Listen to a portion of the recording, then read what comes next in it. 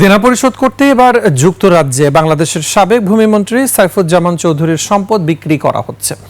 তার সম্পদের মূল্য প্রায় 170 মিলিয়ন পাউন্ড এবং এতে 300টিরও বেশি সম্পত্তি রয়েছে। যুক্তরাজ্যের সম্পদ ব্যবস্থাপনা প্রতিষ্ঠান গ্র্যান্ড থর্নটন সাইফুজ্জামানের সম্পদ বিক্রির দায়িত্ব পেয়েছে। এসব সম্পদ হলো লন্ডন ও ইংল্যান্ডের দক্ষিণ পূর্বের বিভিন্ন শহরে থাকা আবাসিক ভবন। সাইফুজ্জামানের বিরুদ্ধে ব্রিটেনে অর্থ পাচারের অভিযোগ রয়েছে। এর আগে বিভিন্ন প্রতিবেদনে উঠে আসে তিনি সাবেক প্রধানমন্ত্রী শেখ হাসিনা ও তার ভাগ্নি টিউলিপ সিদ্দিকের যোগ সাজশে এসব অবৈধ সম্পদ গড়েছেন। আফসানা নীলার ডিস্ক রিপোর্টে দেখুন বিস্তারিত। টিউলিপ সিদ্দিকের সাথে দুর্নীতি কেলেঙ্কারিতে জড়িত থাকার অভিযুক্ত বাংলাদেশের সাবেক ভূমিমন্ত্রী সাইফুজ্জামান চৌধুরীর সম্পদ নিয়ন্ত্রণে নিয়ে বিক্রি করতে যাচ্ছে যুক্তরাজ্য প্রশাসন।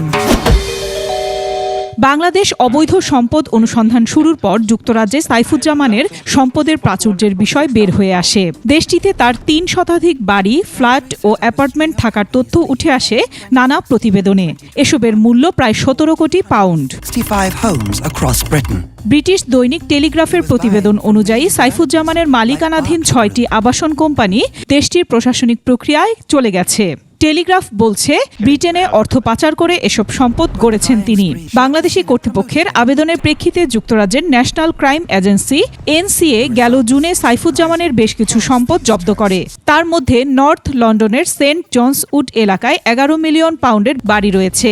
এছাড়া সেন্ট্রাল লন্ডনের ফিটস রোভিয়া এলাকায় রয়েছে অনেকগুলো ফ্ল্যাট।